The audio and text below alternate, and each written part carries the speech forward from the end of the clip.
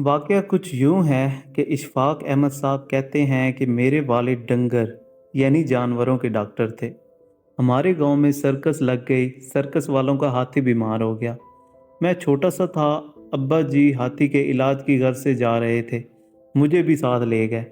जब हम सर्कस के हाथी के पास पहुंचे और अब्बा जी ने हाथी का मुआयना शुरू किया तो हाथी ने जोर से अपनी सूंड हिलाई, चिंगाड़ा और पैर उठाकर जोर से जमीन पर मारा। मैं बच्चा था। हाथी की इस ड्रिल को देखकर इस कदर खौफजदा हुआ कि वहां से भाग निकला। मेरे अब्बा जी मोहम्मद खान मेरे पीछे आए, मुझे रोका और पुचकार कर पूछा, इशफाक तू सर्कस से क्यों भाग आया? मैंने कहा, अब्बा जी हाथी मुझ पर हमला आवर हो जाएगा, बस इस ख्याल से दौड़ लगा दी। अब्बा जी ने कहा, हाथी के पैरों में पड़ी संगली नहीं देखी तूने? मैंने कहा, अब्बा जी एक बारीक सी संगली, छोटा सा किल्ला इतने भारी भरकम हाथी को नहीं रोक सकता। इतने मन्नों टनों वजनी हाथी के लिए बारीक सी संगली क्या मायने रखती है? अब्बा जी मुस्कुराए और कहा, इशफाक अहमद, हाथी इस किले को नहीं उखाड़ सकता जिससे वो बंधा है। मैंने पूछा, क्यों नहीं उखाड़ सकता अब्बा जी? अब्बा जी बोले, इशफाक, सर्कस वाले जब इस हाथी को जंगल से पकड़ कर लाए थे तब ये छोटा सा बच्चा था।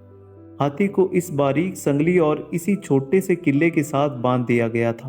तब हाथी ने बहुत जोर लगाया था, बड़ी ताकत लगाई थी कि हाथी किला उखाड़ सके, मगर इस वक्त ये बेपनाह ताकतवर नहीं था, इसलिए ना संगली तोड़ा सका और ना किला उखाड़ सका। फिर हाथी ने किले को खुद से ज्यादा मजबूत और ताकतवर समझ लिया।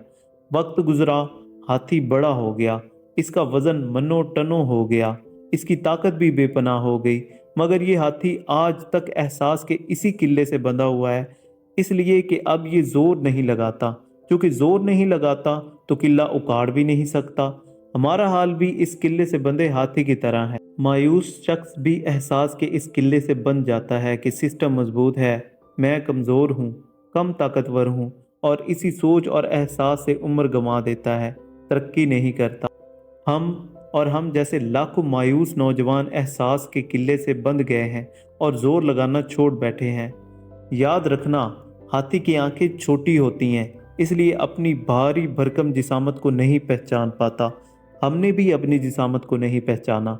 बिल गेट्स भी हमारी तरह का इंसान है जो आज की सबसे बड़ी सक्सेस स्टोरी है। फर्क सिर्फ इतना है कि बिल गेट्स ने अपनी आंखों से अपनी जिसामत को पहचाना और एहसास का किला उखाड़ फेंका, तभी वो इस मकाम पर है। मुसलमान होकर मायूस होना अच्छी बात नहीं, इसलिए हार नहीं माननी चाहिए हालात से। बस इस बात पर यकीन रखना चाहिए कि वक्त से पहले ना मिला है ना मिलेगा। नोट, इस पैगाम को दूसरों तक ज़रूर पहुंचाइए ताकि अल्लाह किसी की ज़िंदगी को आपके ज़रिए बदल दे।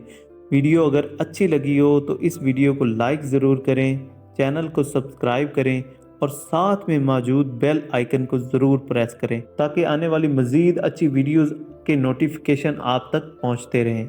तब तक अपने होस्ट को इजाज़त दें। अल्लाह हाफिज़।